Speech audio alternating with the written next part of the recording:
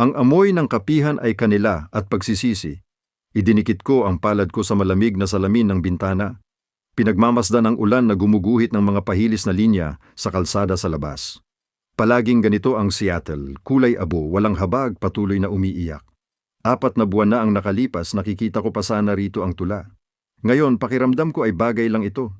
Tinitigan ako ng refleksyon ko. Maputla at malalam ang mga mata.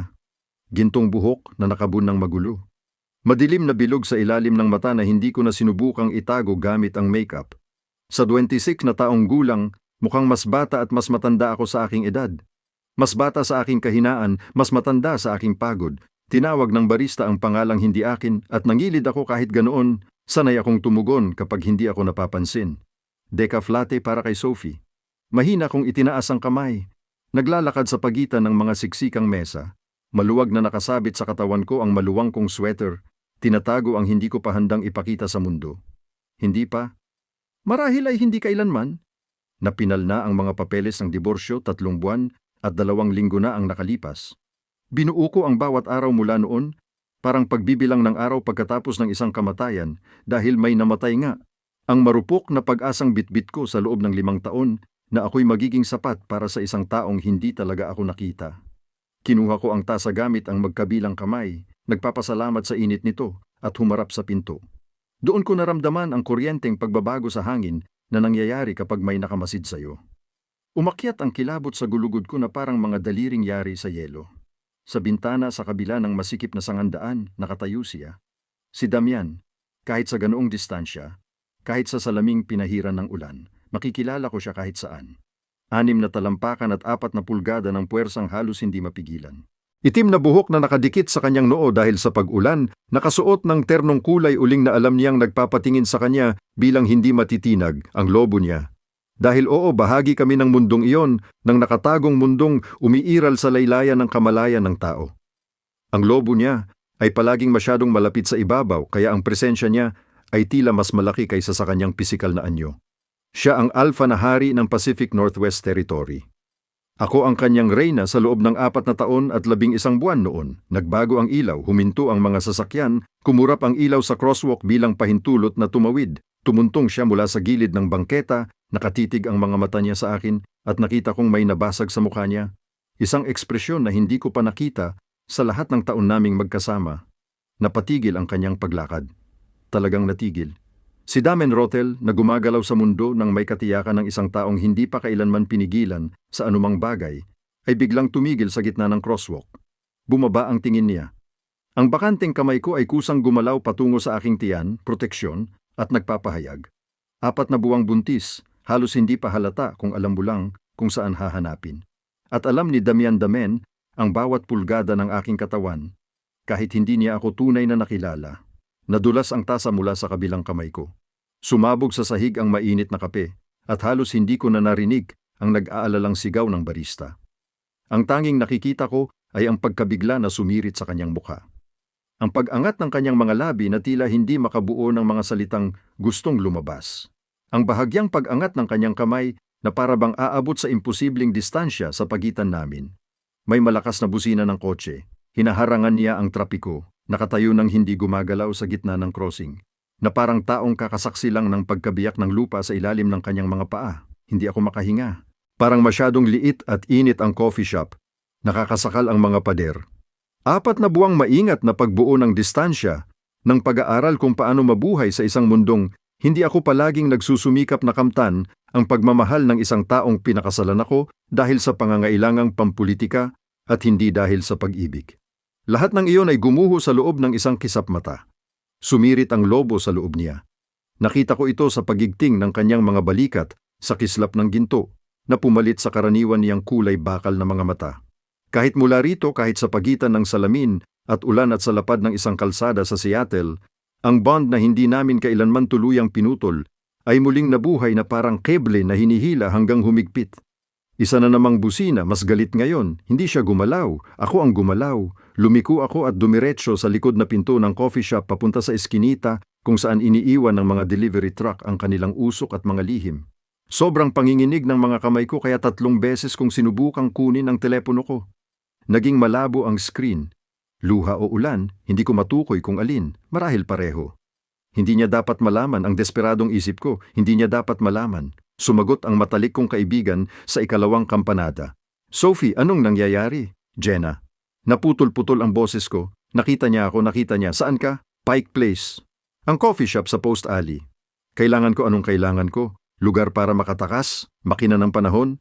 Isang ganap na ibang buhay? Manatili ka roon. 10 minuto na lang, nandyan na ako. Sophie, makinig ka sa akin. Huminga ka lang.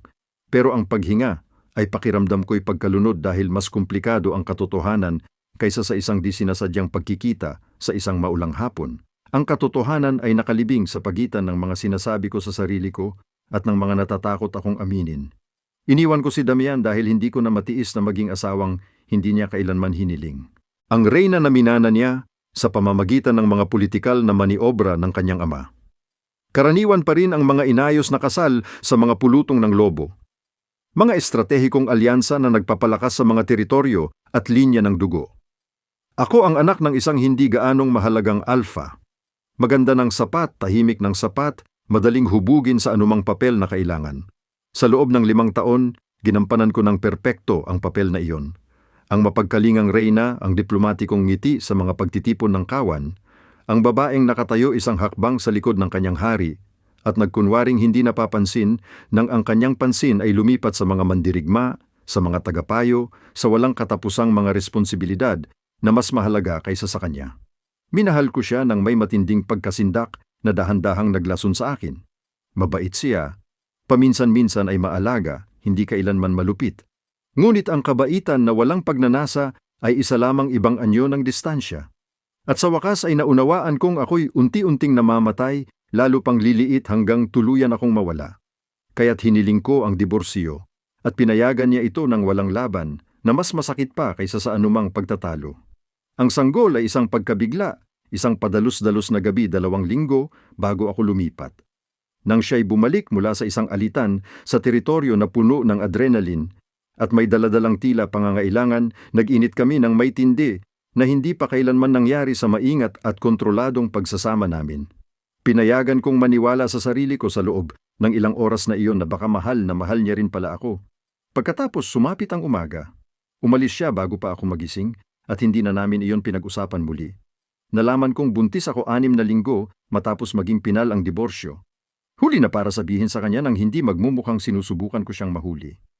Maaga pa para malaman kung ano ba talaga ang gagawin ko. Ang ama ng bata ay ang alpha na hari, na nangangahulugang ang anak na ito ay may dalang dugo ng maharlika, politika ng kawan, at isang karapatan sa kapanganakan na wala akong ideya kung paano harapin mag-isa. Bumukas ng malakas ang likurang pinto ng coffee shop. Lumiko ako ng mabilis, kumakabog ang puso pero isang teenager lang pala na naglabas ng basura. Tinitigan niya ako ng may pagtataka. Babaeng blonde na umiiyak sa eskinita. Marahil ay mukhang isa na namang karaniwang puso't sugat sa Seattle at pumasok na siya muli sa loob. Nanginig ang telepono ko. May text mula kay Jenna, naipit sa trapiko. Sandali lang. Hindi ko kayang maghintay. Nanlambot ang mga binti ko at nagsimulang umikot ang eskinita. Sumandal ako sa pader na ladrilyo. Iniisa-isa ang magaspang nitong tekstura sa palad ko. Ang amoy ng ulan sa semento, kahit ano para may makapirmi sa akin sa sandaling ito. Mga yabag, mabigat, may tiyak na patutunguhan. Kilala ko ang mga yabag na yon, Sophie. Tinamaan ako ng boses niya na parang pisikal na puwersa, malalim, may utos na may bahagyang pagrasp na palaging lumilipas sa utak ko at direktang nakikipag-usap sa isang bagay na mas primal. Pinikit ko ang mga mata ko na para bang mapapawala siya nito. Tumingin ka sa akin. Hindi ito isang pakiusap, hindi nagpapakiusap si Damian. Nagbibigay siya ng mga utos na sinusunod ng mga tao dahil biolohikal na mahirap para sa karamihan ng mga lobo ang sumalungat sa isang alpha na hari. Pero palagi akong matigas ang ulo sa tahimik na paraan, kaya nanatiling nakapikit ang mga mata ko. Pakiusap. Ang salitang iyon, pakiusap, mula sa labi ni Damian ay labis na hindi inaasahan, kaya't biglang bumuka ang aking mga mata nang hindi ko namamalayan. Nakatayo siya sa bungad ng eskinita, tumutulo ang ulan mula sa kanyang buhok. Madilim sa tubig ang kanyang Amerikana. Hinabol niya ako.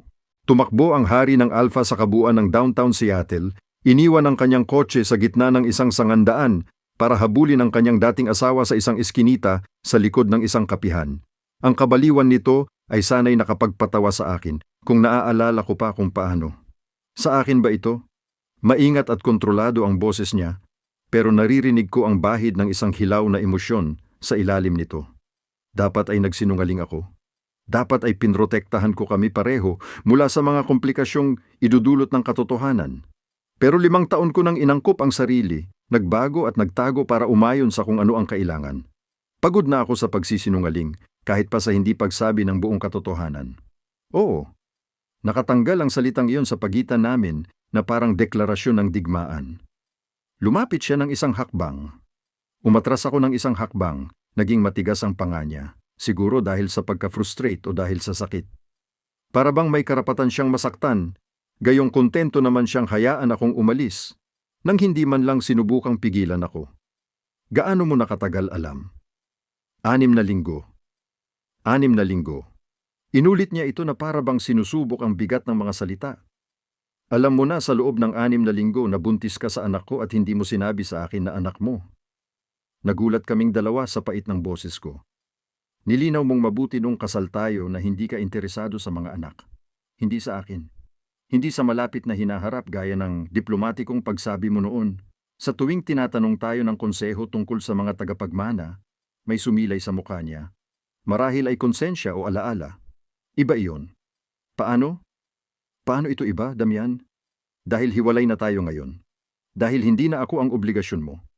Nanlalamig muli ang mga kamay ko at pinatapat ko ang mga ito sa tiyan ko. Hindi ko sinabi sa iyo dahil alam kong eksakto kung ano ang mangyayari. Pipilitin mong gawin ang tama. Mag-aalok kang pakasalan muli dahil tungkulin mo kasi iyan ang ginagawa mo. Tinutupad ang mga obligasyon. At pagod na akong maging obligasyon ng iba. Hindi ka kailanman naging ganoon. Tumigil siya, hinimas ang basang buhok, at nakita kong unti-unting nabibiyak ang kanyang composure. Hindi mo kayang mag-isa palakihin ang isang alpha air. Alam mo kung ano ang ibig sabihin niyan? Ang politika, ang mga hamon, ang panganib, alam ko. Kung ganoon, ano ang plano mo, Sophie? Itatago ba ang bata? Magpapanggap na wala ang susunod na hari ng mga alpha? Umaasa na walang lobo sa loob ng 500 milyang radius ang makapansin na may dalang maharlikang dugo? Tama siya at kinamumuhian ko na tama siya. Masyadong matalas ang pandama ng mga lobo. Masyadong magkakaugnay ang mga network ng kawan. Sa huli may mapapansin, may mag-uusap at pagkatapos ay magiging target kami ng bata para sa bawat ambisyosong alpha na makakakita sa isang walang proteksyong tagapagmana bilang pagkakataon. Maiisip ko rin, sabi ko. Pero parang hungkag ang mga salita kahit sa akin. Hindi. Nilapitan niya ako sa 2 hakbang at bigla na lang siyang nandoon, sobrang lapit na naamoy ko ang ulan at sedro at ang natatanging bango na siya lang talaga. Hindi mo ito malulutas ng mag-isa. Akin ang batang ito na ibig sabihin kayong dalawa ay nasa ilalim ng proteksyon ko, gusto ninyo man o hindi. Hindi ko ito gusto. Sayang.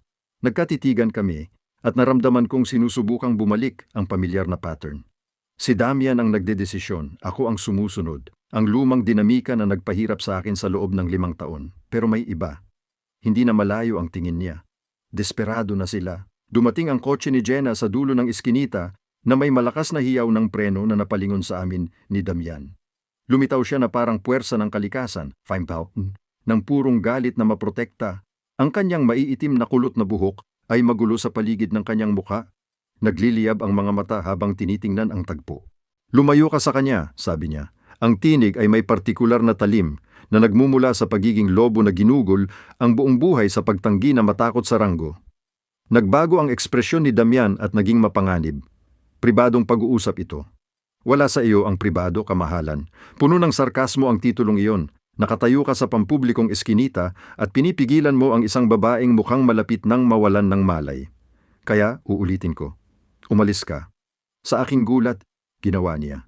Isang talampakan lang, pero sapat na para makahinga muli ako. Nakarating si Jenna sa akin sa 3 hakbang. Nakita ko ang kamay niya na hinahanap ang akin. Ang paghipo niya ay mainit at nakapagpapakalma. Okay ka lang? Tumango ako, hindi ko pinagkakatiwalaan ng boses ko. Umalis na tayo, inanunsyo ni Jenna, hinihila na ako papunta sa kotse niya. Sophie? Pinigilan ako ng boses ni Damian. Hindi ito utos ngayon, isang pakiusap. Kailangan nating pag-usapan ito. Talagang mag-usap, hindi dito, hindi ganito pero sa lalong madaling panahon. Lumlingon ako sa kanya. Ang lalaking ito na naging asawa ko, hari ko, at tagapagwasak ng puso ko. Dumadaloy ang ulan sa kanyang mukha at sa unang pagkakataon sa loob ng 5 taon, mukhang nag-aalangan siya. Hindi ko alam kung may masasabi pa ako sa iyo. Kung ganoon, makinig ka. Bigyan mo lang ako ng pagkakataong magpaliwanag. Ipapaliwanag ko ang ano. Na pinakasalan mo ako dahil inayos yun ng ama mo? Na naging mabuti kang asawa sa lahat ng teknikal na paraan pero hindi mo naman talaga ako nais? Damian, naranasan ko na ang mga paliwanag na iyon. Hindi ko na kailangang marinig pa ang mga iyon. Isang matalim at tunay na kirot ang dumaan sa kanyang mukha. Hindi mo naiintindihan. Hindi ko nga.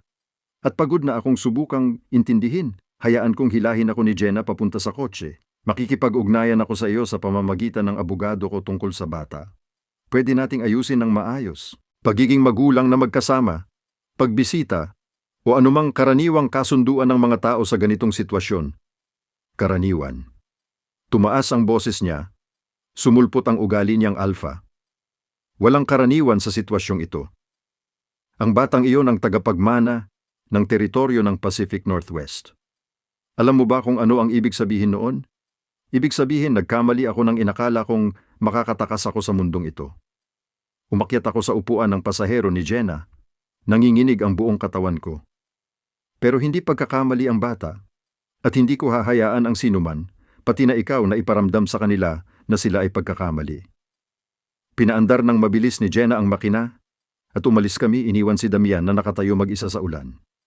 Hindi naman talaga isang bahay ang ligtas na tirahan. Ito ay apartment ng pinsan ni Jenna sa Fremont. Isang apartment sa 2nd palapag na walang elevator na amoy sandalwood at lumang libro. Si Marcus ay isang mangkukulam. Ipinanganak na tao ngunit nahawakan ng mahika. At pinrotektahan niya ng lubusan ng lugar. Kaya walang lobo ang makakatunton gamit ang amoy sa loob ng 3 blok. Gaano katagal ako pwede manatili? Tanong ko nakakulong sa kanyang vintage na sopa habang may hawak na tasa ng tsaang chamomile na iginiit ni Marcus na makakapagpakalma sa aking mga chakra. Gaano man katagal ang kailangan mo, sabi ni Marcus habang inaayos ang sarili sa armchair sa tapat ko. Payat at matangos ang kanyang mukha. May mabait na mga mata sa likod ng salaming may wire-rimmed. Bagaman dapat kitang babulanan, ang mga wards ay hindi permanente. Kailangan silang palitan tuwing 72 oras. At kung seryoso si Damian sa paghahanap sa iyo, walang kapangyarihang makakapagtago sa iyo mula sa isang alpha na hari na may misyon. Hindi siya maghahanap ng ganoon kasigasig, sabi ko ng mahinahon. Hindi naman niya ginawa dati. Sumisinghot si Jenna mula sa kusina kung saan siya ay stress baking ng isang bagay na may nakakabahalang dami ng tsokolate. Mahal, kilala ko si Damien Rotel ng 50 taon. Lumaki kami sa iisang pack. Pinanood ko siyang humalili bilang alpha nang mamatay ang kanyang ama. At hindi ko kailanman nakita siyang tumingin sa sinuman ng ganoon sa pagtingin niya sa iyo sa eskinitang iyon. Hindi iyon pangaakit. Pag-aari iyon. May pinagkaiba? May pinagkaiba ba? Yumuko si Marcus, seryoso ang muka. Dahil sa mga sinabi mong tungkol sa inyong kasal, mas madali sana para sa kanya ang ipakita ang pagmamay-ari. Siya ay isang hari na alpha. Maari kanyang inaangkin sa lahat ng posibleng pampublikong paraan, markahan ang teritoryo niya, gawing malinaw na sa kanya ka, pero hindi niya ginawa. Binigyan kaniya ng espasyo, iginagalang ang iyong mga hangganan, hindi kailanman pinilit ang ugnayan. Ayaw niya ng ugnayan, itinamako.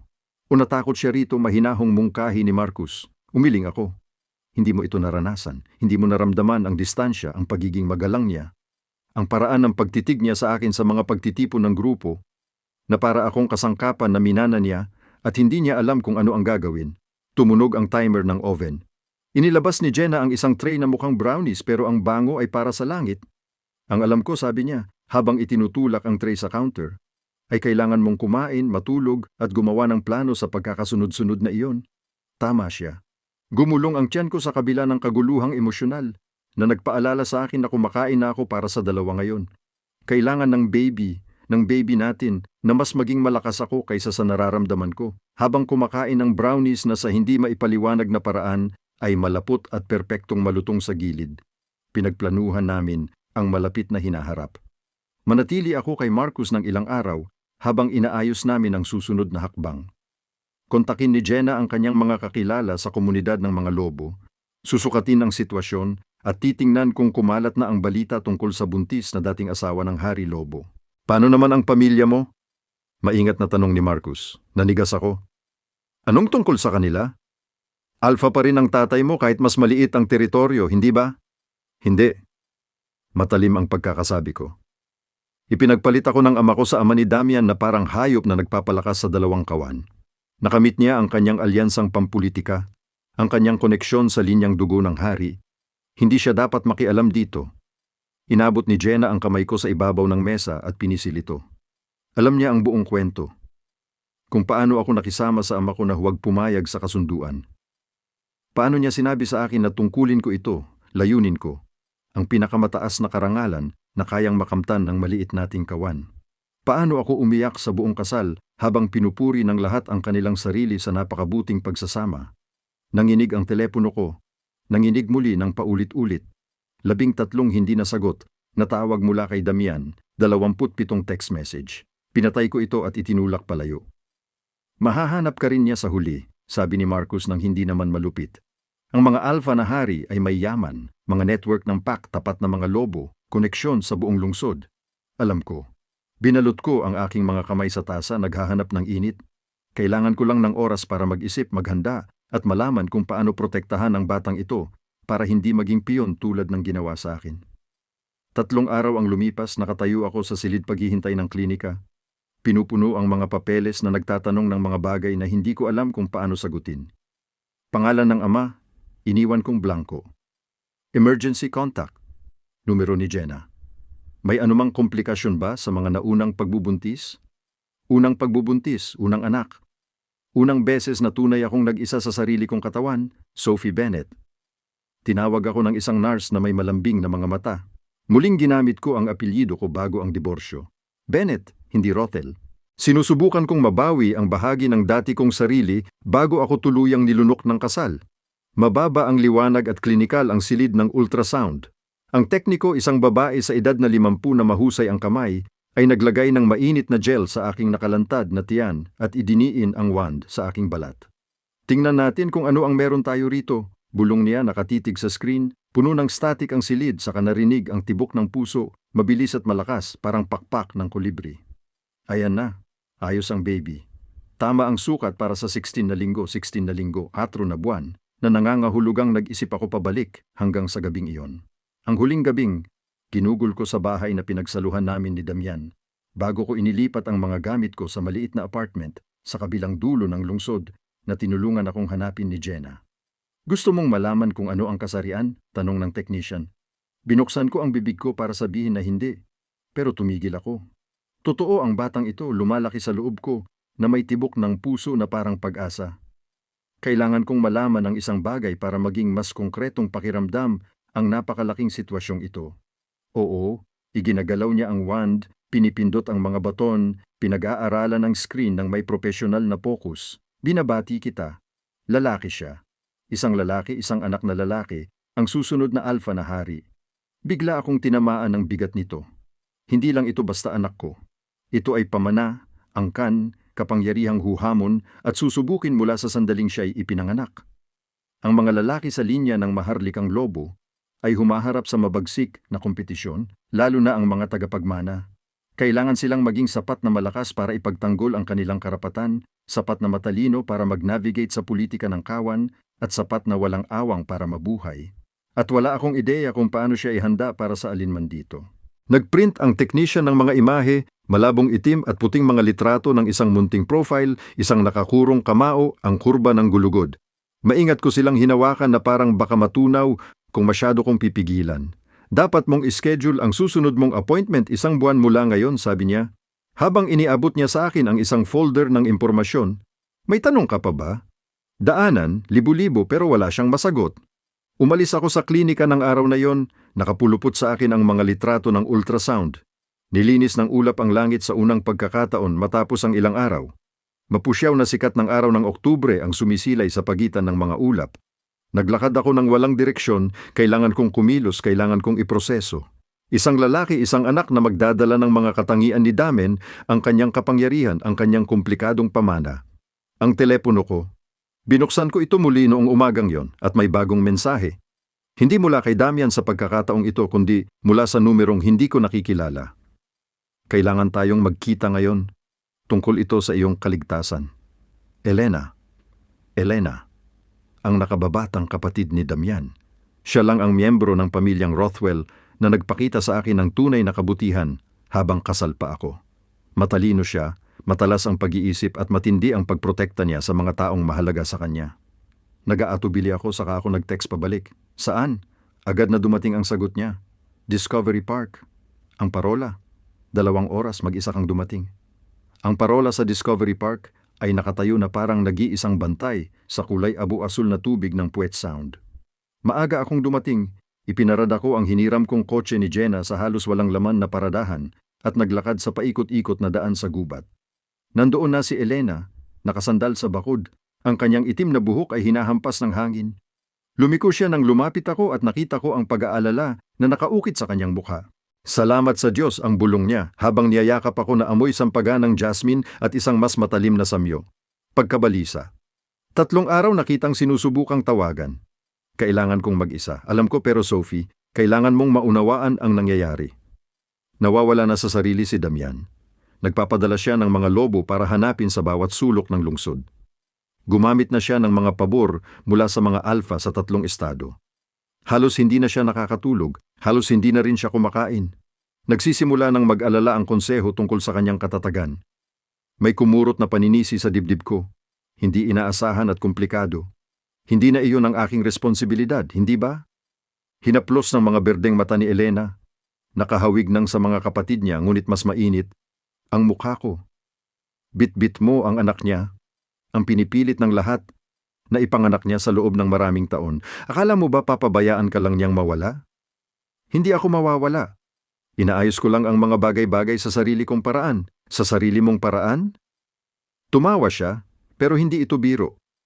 Sophie, may mga lobo na papatay para lang makontrol ang susunod na hari ng Alpha. Target ka na ngayon, gusto mo man o hindi. At nang wala ang proteksyon ni Damian, nang wala ang opisyal na pagkilala ng kawan, hindi na niya kailangang tapusin. Naintindihan ko ang mga implikasyon. Anong gusto mong gawin ko? Tanong ko ng talunan. Bumalik ka sa kanya, magkunwari na magkakaroon tayo ng normal na pagsasamang magulang kahit na isang sako na ang kasal natin. Gusto kong sabihin mo sa akin ang totoo, huminahon ang boses ni Elena. Bakit mo nga ba talaga iniwan siya? Hindi ko inasahan ang tanong. Alam mo ba kung bakit iyon inayos? Hindi niya ako gusto. Kami noon, mahal ka na ni Damian mula pa nung araw na nagkita kayo. Nabalintuwid ang mundo. Ano? Hindi niya iyon sinabi. Hindi niya iyon binigkas ng malakas pero kapatid niya ako, kilala ko siya ng higit sa sinuman at pinanood kong unti-unting gumuho siya sa loob ng 5 taon dahil inakala niyang mas nararapat sa iyo ang higit pa kaysa sa isang kasal na hindi mo pinili. Hinawakan ni Elena ng mahigpit ang aking mga balikat. Pinaglayo ka niya dahil inakala niyang iyon ang gusto mo. Hindi siya nagpilit na magkaanak dahil inakala niyang pakiramdam mo'y nakakulong ka.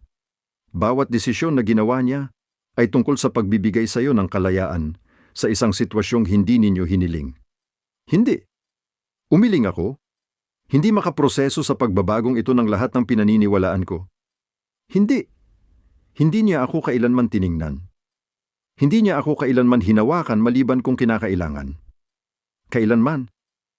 Hindi niya kailanman pinayagan ng sarili na makuha ang pinakanais niya pinutol ni Elena. Dahil kumbinsido siya na hindi kanya karapat-dapat. Nasa bulsa ng jacket ko pa rin ang mga litrato ng ultrasound. Hinugot ko ang mga iyon gamit ang nanginginig kong mga kamay, nakatitig sa malabong larawan ng aking anak na lalaki. Lalaki siya, bulong ko. Natigil ang paghinga ni Elena. Hindi alam ni Damian, umiling ako. Sophie. Hinigpitan niya ang pagkakahawak sa akin, mainit at matatag ang kapit. Hindi kita sinasabihan kung ano ang gagawin mo. Hindi ko sinasabing may utang ka sa kanya. Pero ang lalaking yon ay 5 taon nang umiibig sa isang babaeng inakala niyang hindi siya kailanman mamahalin pabalik. At ngayon ay kakadiskubre lang niya na siya ay nagdadalang tao ng anak niya. Maawa ka, kausapin mo siya. Talagang kausapin mo siya. At saka ka magdedesisyon. Malamig sa mukha ko ang hangin mula sa dagat. May dala itong maalat na amoy ng dagat at malayong hiyaw ng mga layag dagat. Lahat ng aking pagkaunawa ay nakasalig dito. Ang salaysay ng pagiging hindi hinahangad, hindi minamahal, at tinitiis na lamang ay nabubuwag. Kung kakausapin ko siya, sabi ko nang mabagal, ayon sa kondisyon ko. Neutral na lugar at nandyan ka. Tumango si Elena. Bukas, aayusin ko ang lahat. Ang restaurant na pinili ni Elena ay isang maliit na Italianong kainan sa Ballard na nakatago sa pagitan ng isang tindahan ng libro at isang tindahan ng vintage na damit. Ang klaseng lugar kung saan ang mga mesa na may patse-patse na lampin ay nakaharap sa hubad na ladrilyo, kung saan ang amoy ng bawang at basil ay nagpaparamdam ng mas kaligtasan sa hindi alam na paraan. Neutral ground, pangako niya. Sapat na pampubliko para manatiling maayos, sapat na pribado para malayang makapagsalita.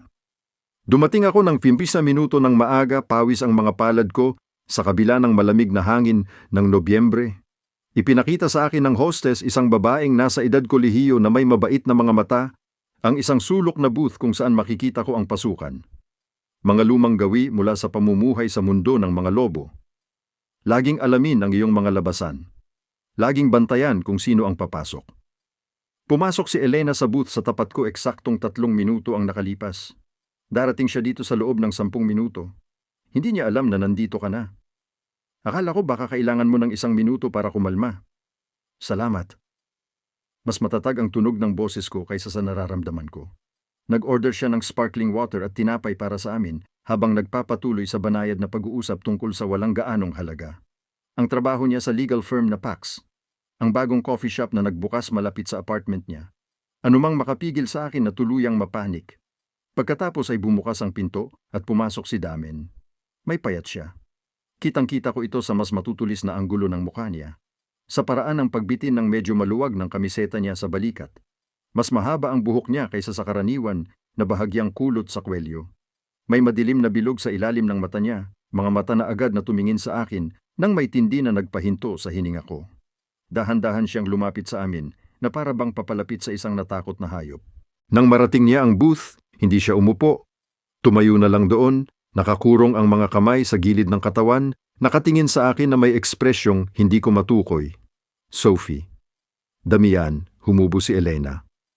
Bibigyan ko kayong dalawa ng privacy. Nasa bar ako kung kailangan ninyo ako. Pinaikot niya ang kamay ko ng 1 beses bago siya umalis sa booth. Pumalit si Damian sa kanya, maingat na umupo.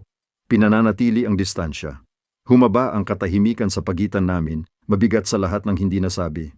Mukhang maayos ka, sa wakas ay sabi niya, magaspang ang boses. May umakyat na nakakabaliw na tawa sa lalamunan ko.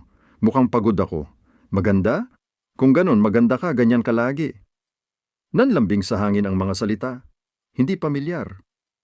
Hindi basta-basta nagbibigay ng papuri si Damen. Bawat salita niya ay pinag-isipan at sinadya. Sabi ni Elena. Gusto mong mag-usap? Sagot ko, bilang pag-iwas. Sige, magsalita ka. Hinimas niya ang buhok niya. Isang nerbyosong kilos na nakita ko siguro ng 2 beses sa loob ng 5 taon. Hindi ko alam kung saan ako magsisimula. Bakit hindi mo sabihin ang totoo? Ang totoong totoo, hindi yung bersyon pampolitika o diplomatiko. Bakit ka pumayag na pakasalan mo ako? Nanigas ang panga niya. Inaayos iyon ng ama ko. Alam mo yan, hindi yan ang tinanong ko. Tumahimik siya ng matagal, nakatitig sa mga kamay niya. Noon 28 ako nang sabihin sa akin ng ama ko na nakipagkasundo siya sa pakikipag-asawa sa Bennett Pack. Hindi pa kita nakilala noon. Ang alam ko lang, bata ka, blonde, tahimik, ang perpektong kapareha sa politika. Tumingin siya pataas, nagtagpo ang aming mga mata, sinabi kong hindi. Kumurap ako. Ano?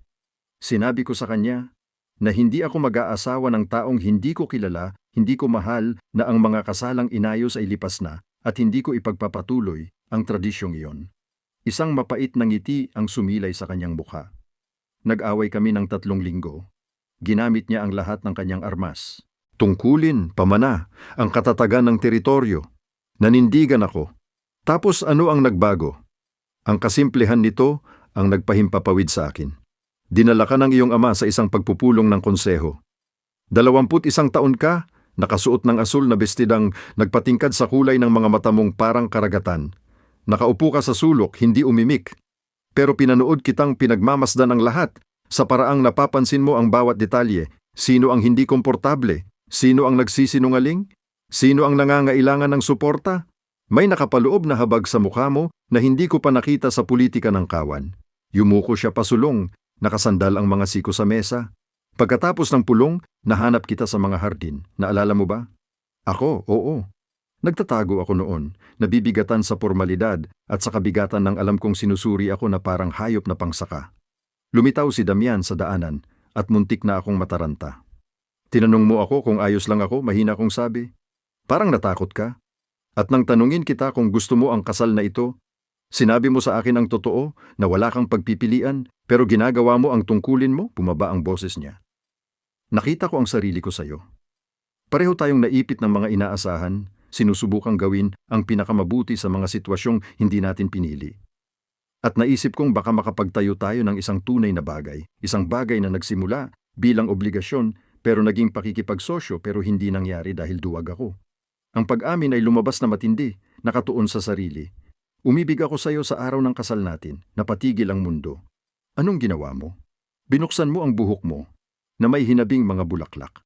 At nang sinabi mo ang iyong mga pangako, kitang-kita ang takot mo pero napakabayan mo.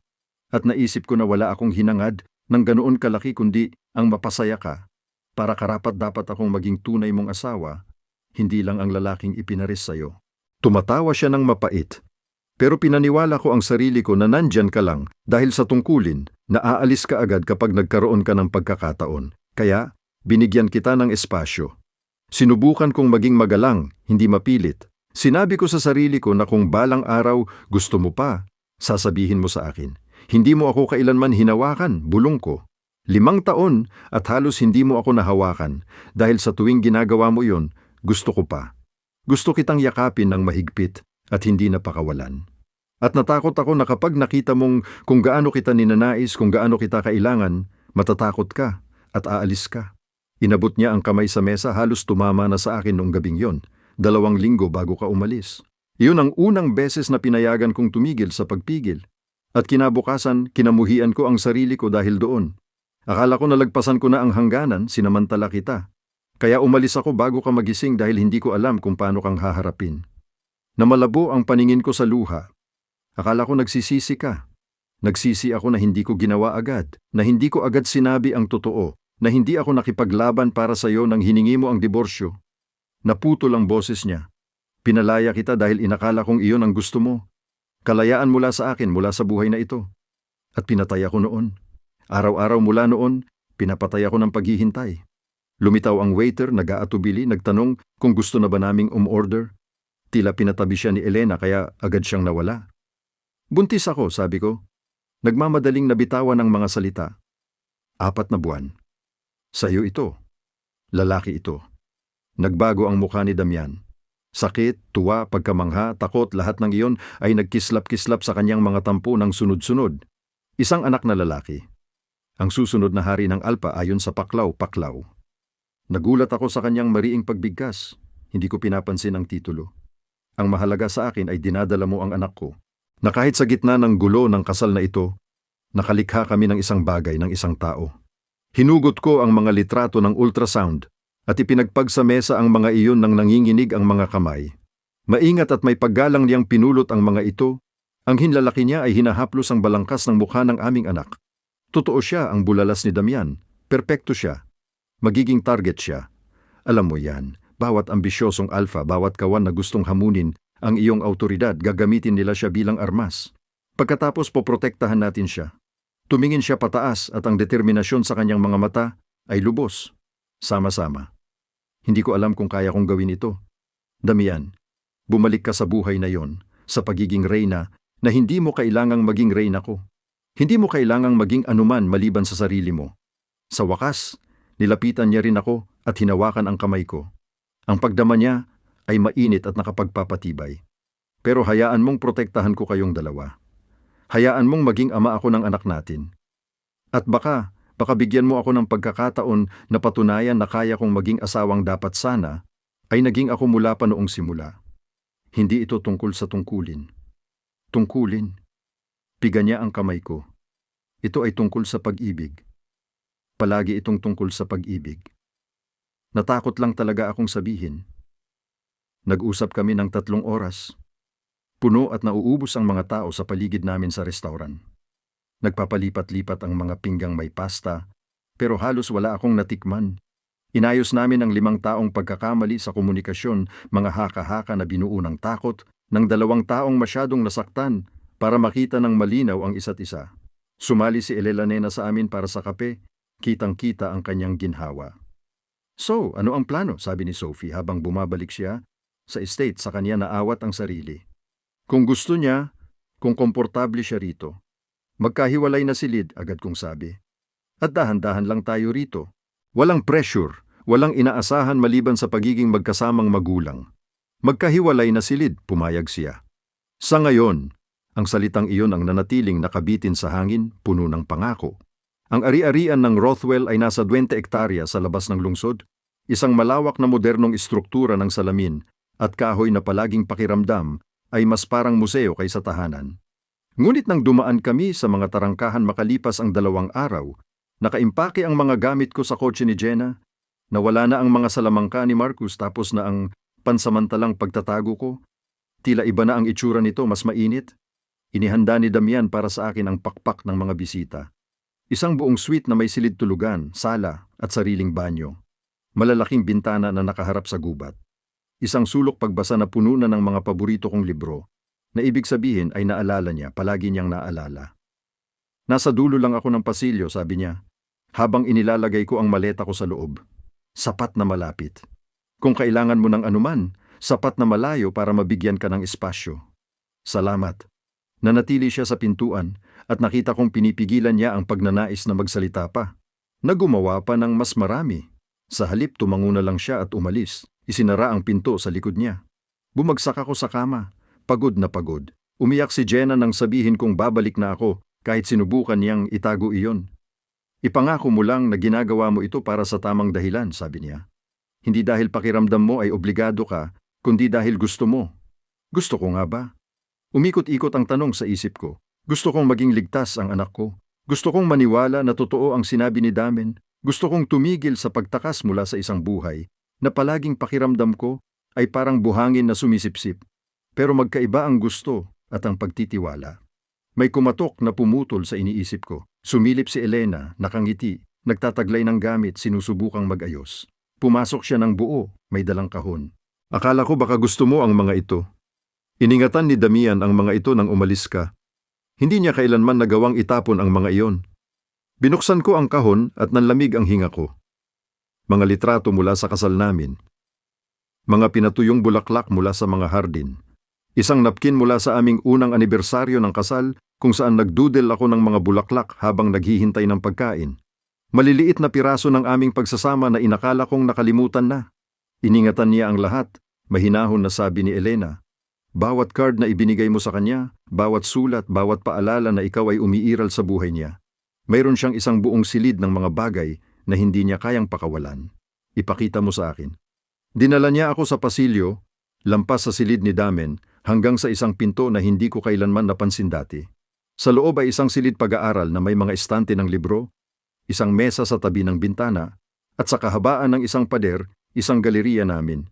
Mga larawang hindi ko inakala na umiiral. Mga kandid na kuha ko habang nagbabasa, nagluluto, naglalakad sa mga hardin. Ako na tumatawa sa sinabi ni Elena sa isang masikip na hapunan. Ako na natutulog sa sopa, ang gintong buhok ko ay kumalat sa isang unan. Bawat isa ay naka-frame, maingat na pinreserba, at inilagay ng may pag-iingat na parang isang mamahaling sining. Siya ang kumuha ng mga ito. Halos pabulong ang boses ko. Ang ilan sa mga iyon, ang iba naman ay inutusan niyang kunan ng mga photographer ng PAC sa mga kaganapan. Gusto niyang alalahanin ang bawat sandali kasama ka, kahit na inakala niyang ayaw mong maalala ka. Hinawakan ni Elena ang isang frame. Ako sa mga hardin, tinatamaan ng sikat ng araw ang buhok ko. Ito ang paborito niya. Pumapasok siya rito kapag natutulog ka para lang titigan ang mga ito, para ipaalala sa sarili niya na totoo ka. Hindi ako makapagsalita. Hindi ko maproseso ang ebidensyang sumasalungat sa lahat ng pinaniniwalaan ko tungkol sa aking kasal, sa asawa ko, sa aking halaga. Mahal ka niya, Sophie. Mula pa noon. At ngayon, baka mabigyan kayong dalawa ng pagkakataon na bumuo ng isang tunay na relasyon. Nang gabing iyon, hindi ako makatulog. Aktibo ang sanggol, umiikot at sumisipa, na nagpapaalala sa akin ng kanyang presensya. Naglakad ako pababa sa kusina, umaasang makakatulong ang mainit na gatas. Nandoon na si Damian, nakatayo sa tabi ng bintana, nakasuot ng sweatpants at t-shirt, nakatitig sa bakuran na binabaha ng liwanag ng buwan. Hindi ka rin makatulog? Mahinahon kong tanong. Lumiko siya at kitang-kita ang gulat sa mukha niya. Sobrang dami ng iniisip ko, ganun din siya. Nakatayo kami sa kusina, may mesa sa gitna namin, At sa unang pagkakataon, matapos ang ilang taon ay komportable ang katahimikan. May tanong ako sa iyo, sabi ko nung gabing iyon bago ako umalis. Bakit nga? Bakit mo sa wakas pinayagan akong makuha ka? Ngumiti siya ng may lungkot. Kakatapos ko lang bumalik mula sa isang alitan sa teritoryo. May napatay sa mga lobo namin at ang tanging naiisip ko ay maikli ang buhay. At nasayang ko ang napakaraming oras sa takot. Kaya nang umuwi ako at nandyan ka na naghihintay sa akin, umiling siya. Tumigil ako sa pag-iisip at naramdaman ko lang ang pinakamagandang gabi ng buhay ko na sinundan ng pinakamalaking pagsisisi ko. Hindi ako pinakiusapan na manatili. Hindi sinabi sa iyo na mahal kita. Hindi binigyan ng dahilan para manatili ka. Umikot ako sa isla. Pinapaliit ang distansya sa pagitan namin. Nang makalapit ako, nakita ko ang kahinaan sa kanyang ekspresyon, ang pag-asang nakikipaglaban sa takot. Sabihin mo sa akin ngayon, bulong ko. Itinaas niya ang kanyang kamay, hinaplos ang mukha ko ng may lambing na nagpatulo sa aking mga mata. Mahal kita, Sophie. Mahal kita mula pa nung unang beses kitang nakita na nakasuot ng azul na bestida, pilit na maging matapang. Mahal kita nung araw ng kasal natin at araw-araw pagkatapos noon. Minahal kita nang humiling ka ng diborsyo dahil inakala kong iyon ang kailangan mo para maging masaya. At mahal kita ngayon habang nagdadalang tao ka ng anak natin na binibigyan mo ako ng isa pang pagkakataon na hindi ko karapat-dapat. Bobo ka, sabi ko, pero umiiyak ako. Alam ko, 5 taon, Damian, nasayang tayo ng 5 taon, kaya huwag na tayong magsayang ng isa pang araw. Hinalikan niya ako ng dahan-dahan at malalim, ibinuhos ang 5 taong pagnanasa sa halik na iyon. Nilubog ko ang sarili ko sa kanya, nakakurong ang mga kamay ko sa kanyang kamiseta, at hinayaan ko na sa wakas ang sarili kong maramdaman ang matagal kong pinigilan nang maghiwalay kami. Kapwa kami humihinga ng mabigat. Ipinatong niya ang kanyang noo sa akin. Dahan-dahan, paalala ko sa kanya kahit sumisigaw ang katawan ko ng kabaligtaran. Dahan-dahan, pumayag siya. Pero Sophie, oo, hindi na kita pakakawalan muli. Lumipas ang susunod na 3 linggo sa isang kakaiba at marupok na kapayapaan. Tinupad ni Damian ang kanyang pangako, magkahiwalay na silid, dahan-dahang pag-usad, walang presyur, ngunit nagbago ang hangin sa pagitan namin, puno ng posibilidad, at ang bigat ng mga katotohanang sa wakas ay nasabi na. Dumadalo siya sa bawat appointment sa doktor, hinahanap ng kanyang kamay ang akin habang nag-u-ultrasound, at mas masinsin ang kanyang mga tanong sa obstetrician kaysa sa akin. Nagbabasa siya ng mga librong tungkol sa pagbubuntis hanggang hating gabi. Nag-iiwan ng mga sticky notes sa mga pahina tungkol sa mga bagay na maaaring kakailanganin ko. Tuwing umaga, may ginger tea sa tabi ng kama ko para sa pagduduwal na patuloy pa ring bumabagabag sa akin. Punong-puno ang kusina ng bawat pagkain na nais ko kahit nabanggit ko lang. Maliliit na gawa, palagi ang presensya, ang uri ng pagbibigay pansin na hinanap ko sa aming pagsasama ngunit hindi ko naranasan. Binubawi niya ang napalampas na panahon, napansin ni Jenna. Isang hapon, nag-ugto kami sa sunroom ng aming ari-arian, pinapanood ang ulan ng Nobyembre na dumadaloy sa mga bintana. Mabantay siya noon sa simula, protektibo ngunit hindi niya maikaila ang pagbabago kay Damian. Parang masyadong maganda para maging totoo, inamin ko, habang hindi ko namamalayan na napunta ang kamay ko sa lumalaking tiyan ko. Sa 20 linggo, halata na talaga ang pagbubuntis ko at nagbabago ang katawan ko sa mga paraang nakakagulat pa rin sa akin. Baka totoo nga, mahinahon na sabi ni Jenna. Baka nga nagbabago talaga ang mga tao kapag may tamang motibasyon sila. Sumipa ng malakas ang sanggol sa palad ko. Ngumiti ako sa kabila ng aking pagkabahala. Aktibo siya ngayon, pwede ko ba? Maingat na inabot ni Jenna ang aking tiyan. Ginabayan ko ang kanyang kamay sa lugar kung saan gumagalaw ang aming anak. Namangha ang kanyang mga mata. Diyos ko, kamangha-mangha. Isang buong tao nga ang nasa loob noon, alam ko. Minsan parang hindi totoo. Bumulukas ang pinto ng sunroom at lumitaw si Damian, nakasuot pa rin ng kanyang Amerikana mula sa kung anong pakikipag-ugnayan ng PAC ang pinagkaabalahan niya sa umaga. Agad niyang ako ang nakita at muling sumilay ang pamilyar na init sa kanyang mukha. Pasensya na't naistorbo kita, Sophie. Gusto ka raw makausap ng konseho. Nanlamig ako. Tungkol saan? Tungkol sa sanggol. Gusto nilang opisyal na kilalanin ang hangin. Magtatakda ng mga protokol para sa proteksyon. Lumapit siya. Kitang-kita ang tensyon sa kanyang mga balikat. Hindi mo kailangang gawin ito ngayon. Masasabi ko sa kanila na hindi ka pa handa. Anong mangyayari kung sasabihin kong hindi? Wala namang mangyayari agad. pero sa huli kailangan malaman ng kawan. At habang mas matagal tayong maghintay, mas magiging mahina kayong dalawa.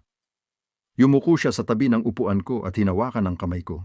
Sasamahan kita buong panahon, ganon din si Elena. Hindi mo sila haharapin ng mag-isa, ang konseho. 10 pinakamakapangyarihang lobo sa teritoryo.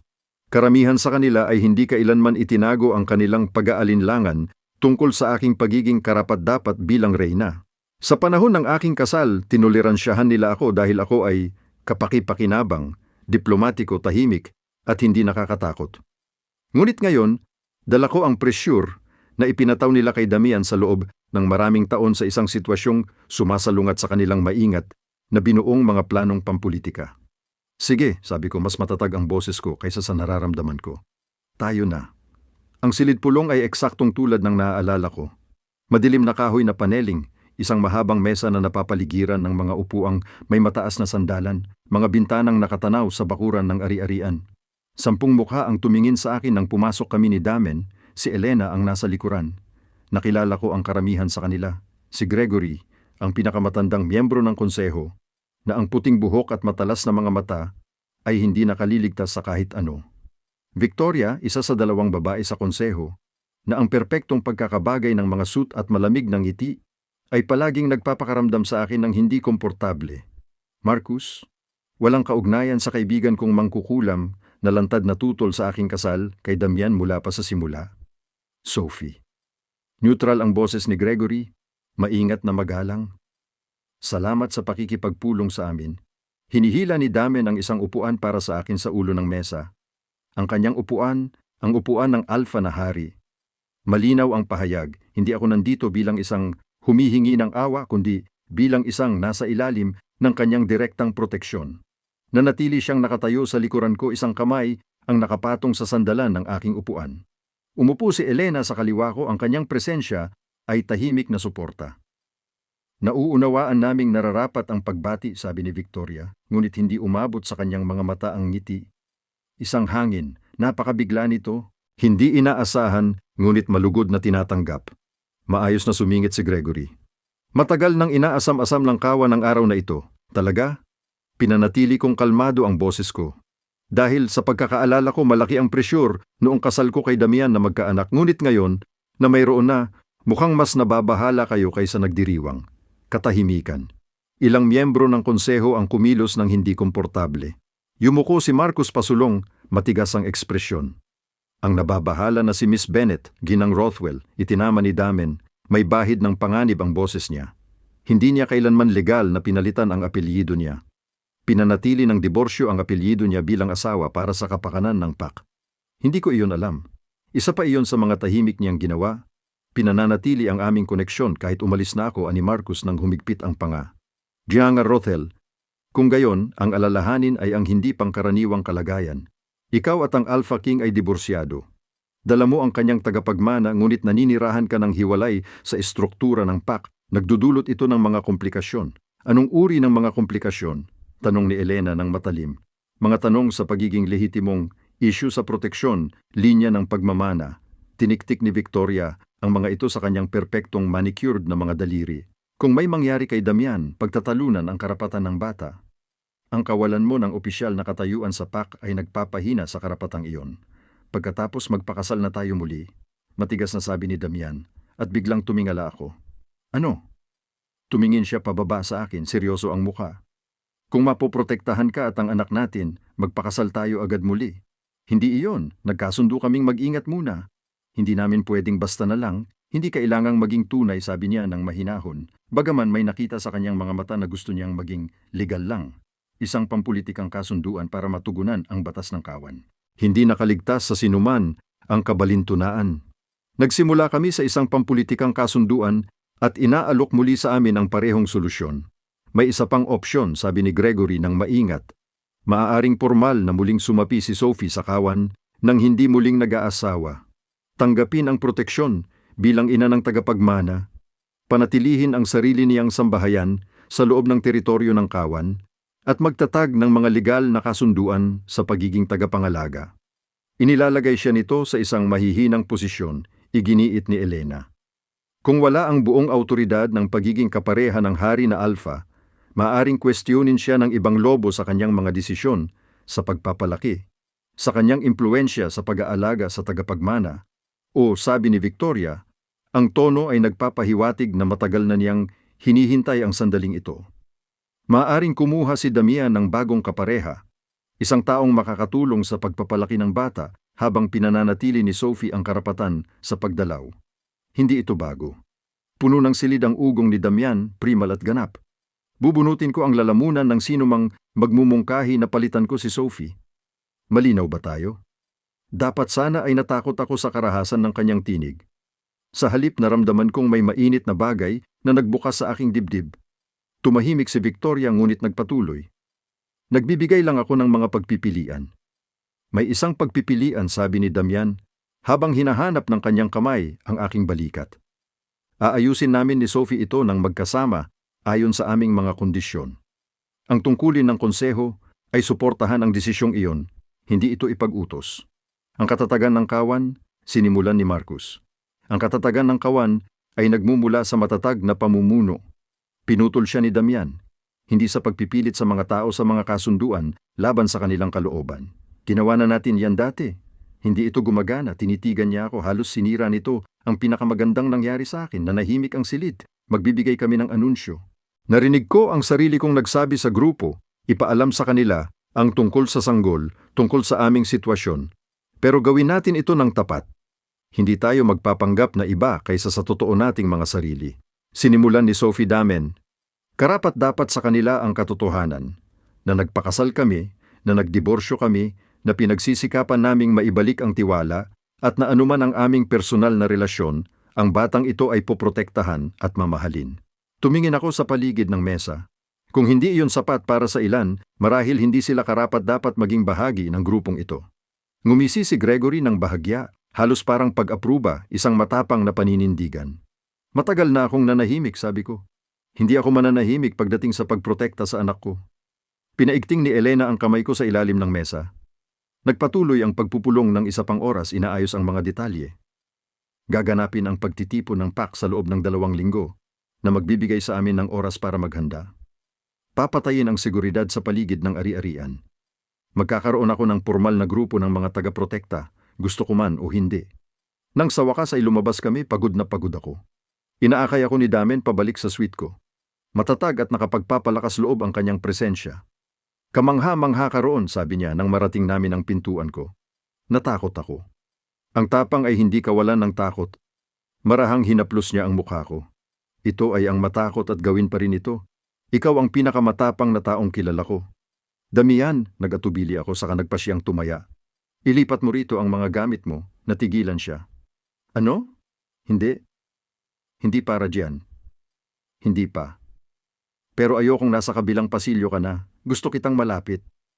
Tinitigan ko siya. Magkakaroon tayo ng anak, sinusubukan nating buuin muli ang ating relasyon at hindi ko yan magagawa kung may pasilyo pa sa pagitan natin. Sumirit ang tuwa at ginhawa sa kanyang mukha. Sigurado ka? Hindi.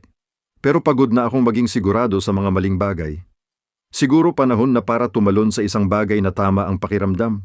Nang gabing iyon, natulog kami sa iisang kama sa unang pagkakataon mula bago ang diborsyo. Mahigpit niya akong niyakap ng maingat. Isang kamay ang nakalapat ng proteksyon sa lugar kung saan lumalaki ang aming anak, at sa wakas pinayagan ko ang sarili kong maniwala na baka nga magagawa naming pag-ayusin ito. Ang mga araw bago ang pagtitipon ng PAC ay lumipas ng mabilis sa gitna ng paghahanda. Tinulungan ako ni Elena pumili ng isusuot, isang bagay na ipinagmamalaki ang aking pagbubuntis sa halip na itago ito. Araw-araw ay pumupunta si Jenna, nagbibigay ng moral na suporta at aliw sa pamamagitan ng kanyang walang katapusang kwento tungkol sa magulong trabaho niya sa isang klinika ng veterinaryo sa sentro ng lungsod. Nariyan si Damian sa lahat ng lugar at sa wala rin, inaasikaso ang mga gawain ng PAC habang palagi akong binabantayan. Naging ritual namin ang aming araw. Magkasamang umaga, ang kamay niya sa aking tiyan na hinahanap ang paggalaw ng sanggol. Mga ninakaw na halik na hindi na nag-aatubili kundi mas naging desperado. 3 gabi bago ang pagtitipon, nagising ako at natuklasan kong bakante ang bahagi niya ng kama. Nag-alala ko, hinanap ko siya at nahanap ko siya sa nursery na inihahanda niya sa dulo ng pasilyo. Nakatayo siya sa gitna ng silid, napapaligiran ng mga kalahating buong muwebles at mga sampol ng pintura na para bang naliligaw. Damian, lumiko siya at nakita ko ang kahinaan na nakasulat sa kanyang mukha. Hindi ko alam ang ginagawa ko. Paano maging isang ama? Mahal ako ng sariling ama ko. Pero ang lahat ay tungkol sa tungkulin, pamana at lakas. Ayokong ganoon ang mangyari sa anak natin. Tumawid ako sa silid at hinawakan ko ang mga kamay niya. Pagkatapos magkakasama nating gagawin ito ng iba. Paano kung mabigo ako? Paano kung hindi ko siya maprotektahan? O sobra ko siyang pilitin? O paano kung isa kang kahangahangang ama na nagkakamali rin tulad ng iba, pero mahal mo ang iyong anak ng sapat para patuloy na subukan? Pinaikot ko ang aking mga kamay sa kanya. Mas magaling ka na kaysa sa iniisip mo. Nandito ka at iniisip mo ito. Mahalaga ka. Hinigpitan niya ang yakap sa akin, maingat sa tiyan ko, at inilibing ang mukha niya sa buhok ko. Natatakot ako, Sophie. Na mawala ka ulit? Na mabigo ko siya, na hindi ako sapat. Maligayang pagdating sa pagiging magulang, ang mahina kong sabi. Natatakot din ako. Pero hindi natin kailangang maging perpekto. Kailangan lang nating naroroon, na natili kaming ganoon, magkayakap sa kalahating natapos na silid-bata. Dalawang sirang tao na sinisikap bumuo ng isang buo para sa buhay na aming nilikha. Dumating ang gabi ng pagtitipon ng kawan ng malamig at malinaw. Matalas ang mga bituin sa itim na kalangitan. Inihanda na ang malaking bulwagan ng ari-arian. Mga hanay ng upuan para sa mahigit 300 lobo. Isang nakaangat na entablado sa harap kung saan kami ni Damian ay tatayo. Maingat akong nagsuot ng malalim na berdeng bestida na pinili ni Elena. Ang empire waist nito ay akmang-akma sa aking pagbubuntis, habang ang matingkad na kulay ay nagpatingkad sa aking mga mata. Ang gintong buhok ko ay bumagsak sa maluluwag na alon, at sa unang pagkakataon sa loob ng ilang buwan, halos maramdaman kong ako'y maganda. Lumitaw si Damian sa pintuan, nakamamangha sa suot niyang itim na suit na lalong nagpalalim ng kanyang mga mata. Handa ka na? Hindi kahit kaunti.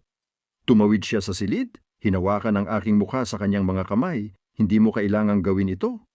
Pwede nating i-cancel, maghanap ka ng ibang paraan. Hindi, ito ang tamang gawin. Binalot ko ng akin ang mga kamay niya.